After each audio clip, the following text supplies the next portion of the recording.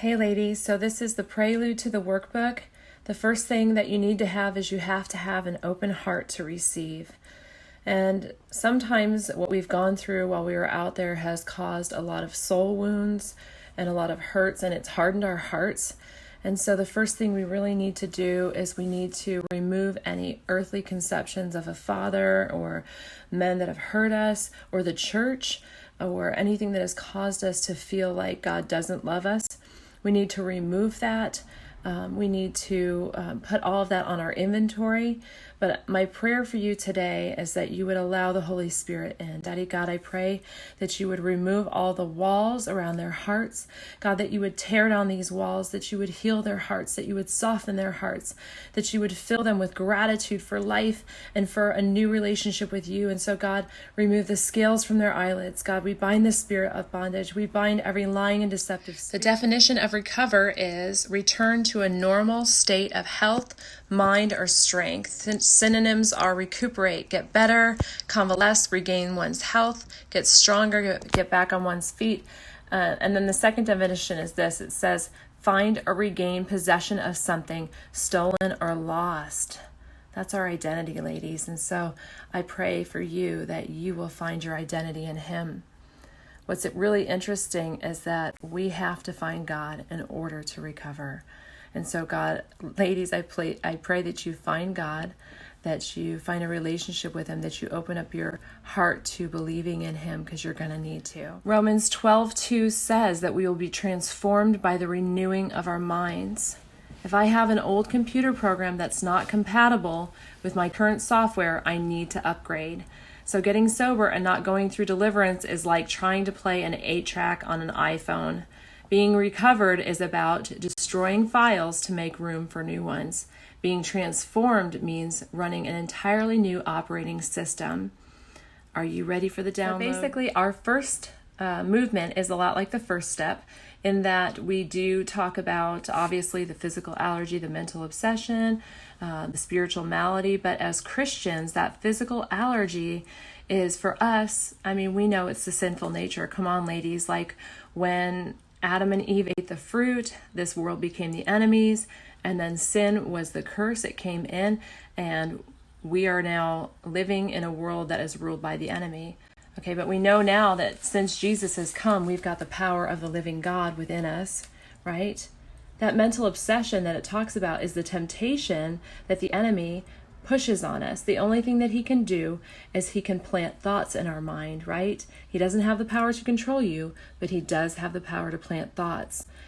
And the spiritual malady is that sinful nature. It's feeding our flesh instead of going to God with our problems. So I don't know if you guys know who Paul is, but in the Bible, right after Jesus rose from the dead and Christianity was spreading like wildfire, there was a rabbi, and we know that the rabbis were the ones who asked the Romans to crucify Jesus, who was trying to stop the spread of Christianity. He was crucifying Christians. He was mutilating them, much like ISIS of today. I don't know if you know who they are, but they're radical Muslims who are going around slaughtering Christians. And he was much like them. Jesus Christ, the resurrected Jesus Christ, showed himself to Paul on the road to Damascus. He knocked him down off of his horse by blinding him by his light. And then when he blinded him, he told him he had to go to Ananias to be healed. But at the moment that he blinded him, he said, "Why are you persecuting me?" And then he sent him to a Christian to be healed. Now this is really interesting because, and this is what Paul writes about the powerlessness. He went on to be one of the greatest Christ followers. He wrote 2/3 of the New Testament. And this is what he writes in Romans 7:18-20. I'm reading out of the NIV, so it may be a different version than what you're used to. There are different versions of the Bible. And he says, "For I know that good itself does not dwell in me, that is in my sinful nature. For I have the desire to do what is good, but I cannot carry it out. For I do not do the good I want to do, but the evil I do not want to do, this I keep on doing. Now, if I do what I do not want to do, it is no longer I who do it, but it is the sin living in me that does it." He's talking about the sinful nature. He's talking about the powerlessness that we talk about, right? But it's a biblical principle, right? It's a spiritual principle, for we're not struggling against flesh and blood, right?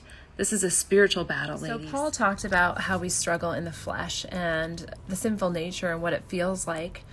And no matter how badly we don't want to feed our flesh, we continue to do so until the physical cycle is broken. And the big book talks about this. It talks about detox, that we need to go to detox. And if you've been sober for a while and you're struggling with something like coffee or eating or codependence, we have to fast that repetitive behavior. And so fasting is our solution as we proceed on our journey of recovery. So we need to look at, obviously we talked about the mental obsession being the enemy tempting, and he tempted Jesus. Of course he's going to tempt us, especially when we start doing well and we start serving the Lord. The enemy wants to knock you off your course, and so we just we learn how. So this is really important. We talked about the first movement is that we're walking in the flesh and we need to learn how to walk in the Spirit. That's how we phrase it. And part of learning how to walk in the Spirit is learning how to deflect the fiery darts of the enemy. That is talked about in Ephesians 6:10 through 18. And so Ephesians 6:10 through 18 talks about the full armor of God and how we need to deflect the fiery darts of the enemy with the shield of faith.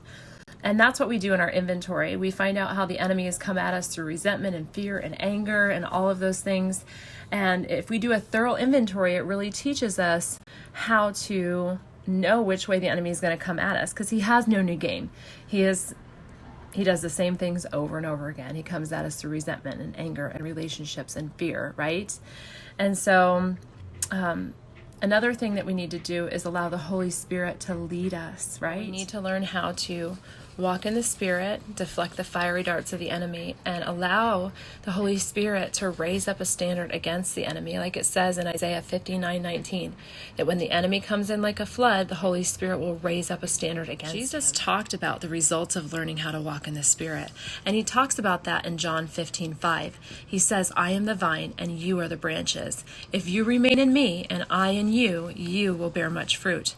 Apart from me, you can do nothing. Once we learn how to resist the devil by not submitting to our fleshly desires, we then allow the Holy Spirit to lead us into every action. And so this is interesting because the same verse in the Message version, which is more of like a street language, they put it in more of a common everyday language.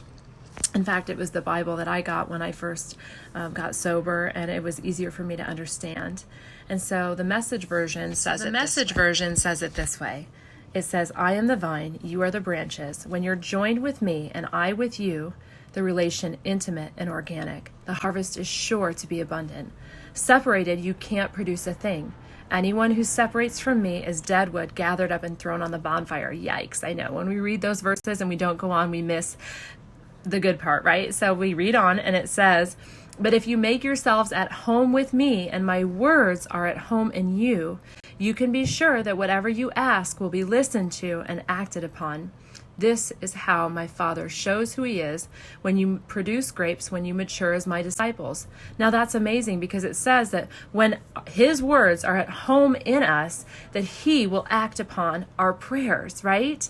That's really awesome. This shows us the difference between positional sanctification, which means the moment that you believe in Jesus, that God sees you as he sees Jesus. He sees you as righteous.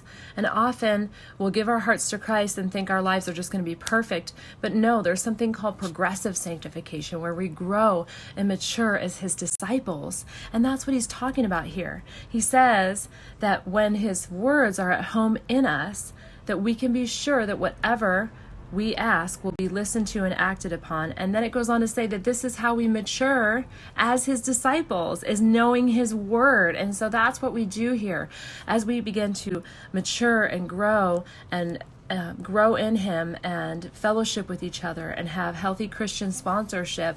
We grow more Christ-like in him and mature and are able to be led by his Spirit. So to end out our first movement, I want you to take some time to write down how you've been walking in the flesh. What brought you into Crossroads to begin with? And if you've been sober for a while, how have you been walking in the flesh?